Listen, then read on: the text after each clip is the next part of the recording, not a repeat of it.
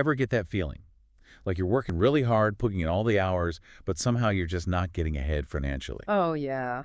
Or you see other people who seem to build wealth almost easily, and you wonder, what are they doing differently? It's a really common thought, I think. Yeah. And that feeling, working hard, but not seeing the results. Mm-hmm.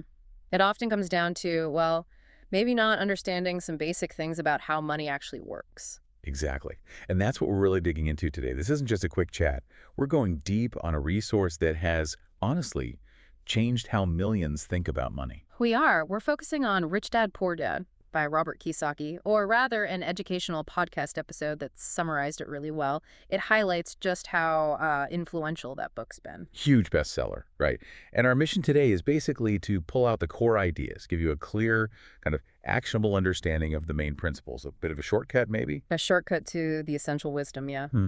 And it all hinges on this contrast, this dichotomy Kiyosaki sets up. Between his two dads? Right. His actual dad, the poor dad, very educated, PhD, but, struggle financially. And then his friend's dad, the rich dad, less formal education, but brilliant with money. And their totally different philosophies really drive the whole thing. Mm-hmm. It's that contrast that teaches the lessons. And the big takeaway, the central message our source picked up on is, the rich don't work for money.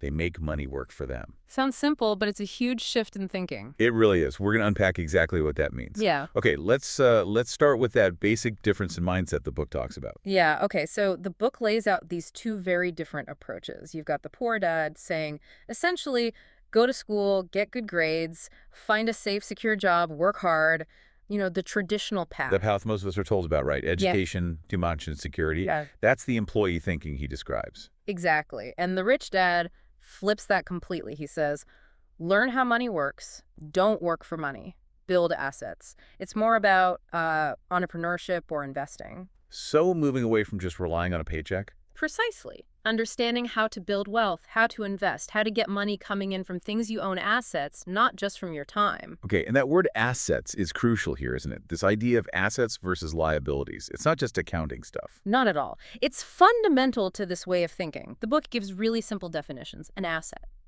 puts money in your pocket. A liability takes money out. Right. Simple, but it challenges things. Like your own house. We often think of it as our biggest asset. Mm-hmm. But the book argues, financially speaking, with the mortgage, taxes, upkeep, it's constantly taking money out. So it's a liability in that sense. Which can be a bit of a shock to hear. It can. Now compare that to, say, a rental property.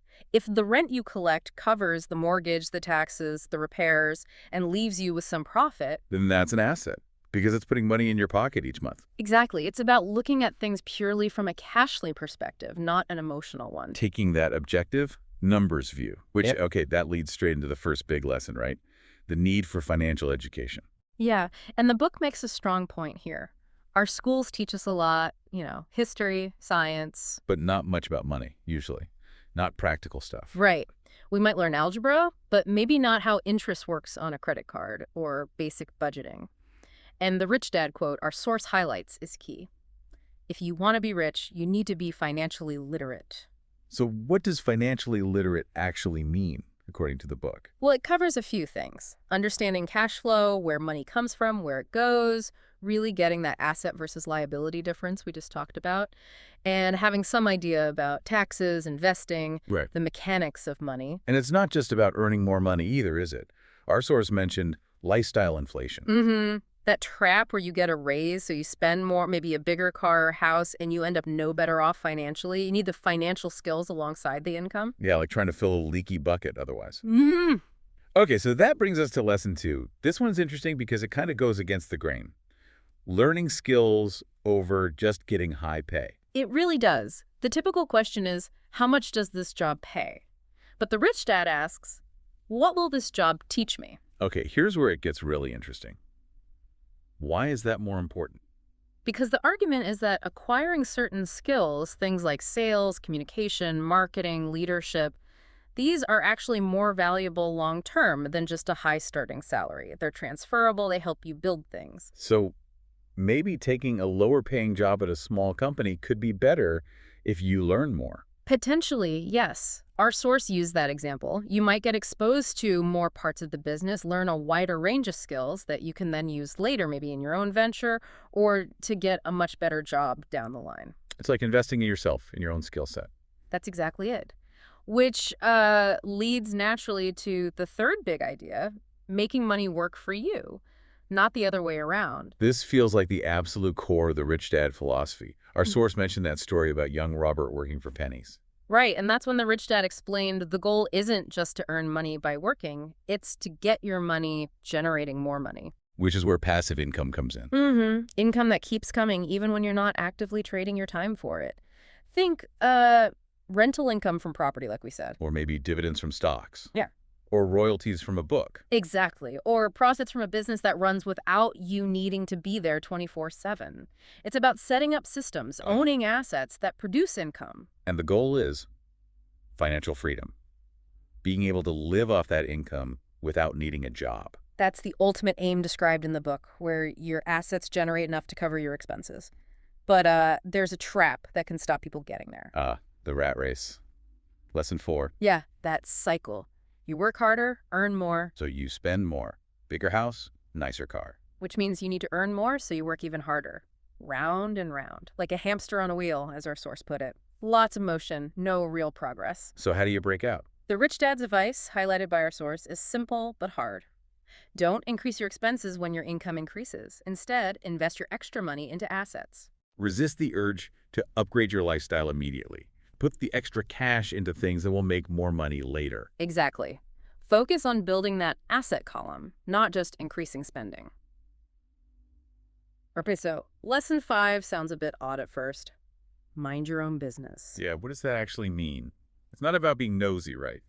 No, not at all. As our source clarified, in this context, it means focus on building your own income streams, your own financial base. So it's contrasting with the poor dad's focus on just having a secure job working for someone else. Precisely. The rich dad encourages you, even if you have a job, to also build something for yourself on the side.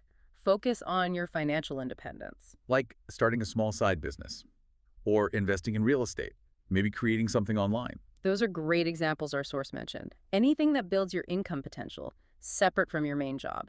It's about taking ownership of your financial future. So what does this all mean? It's about thinking like an owner, an investor, not just an employee, proactively building your own thing. And that leads to the 6th lesson, using financial tools effectively. Okay, tools. Like what? Well, the book and our source mention things the wealthy often use, like corporations setting up companies for potential tax advantages or legal protection. Right, and leverage, using borrowed money. Yeah, using borrowed money for investments, which, important note, carries risk, but can amplify returns if used wisely.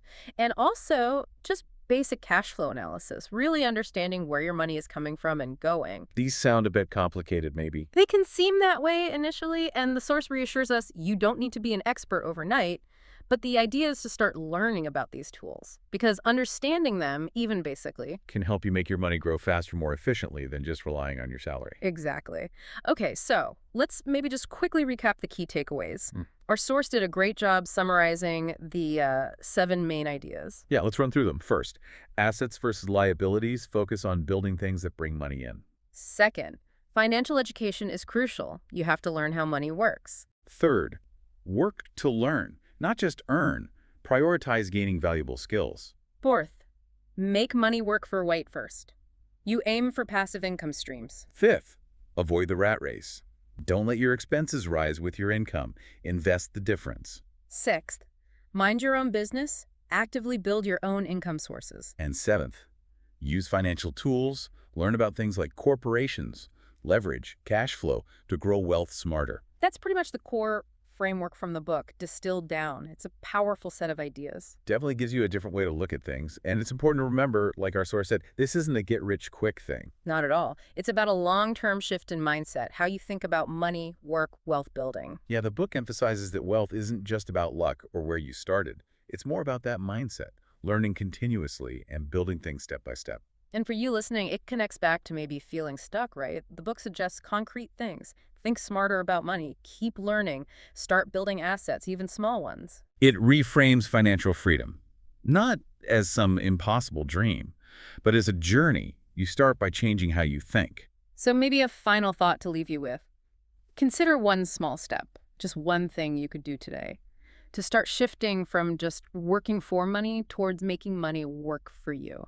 Yeah, like, is there something you currently see as liability? Something Hmm? costing you money that maybe with a little creativity you could turn into an asset, Yeah. even a small one? Something to think about. Well, thanks for taking this deep dive with us today. We really hope exploring Rich Dad Poor Dad through our source material has given you some valuable food for thought. Absolutely. Remember, this is just the start. Keep exploring, keep learning about financial literacy. There's always more to discover.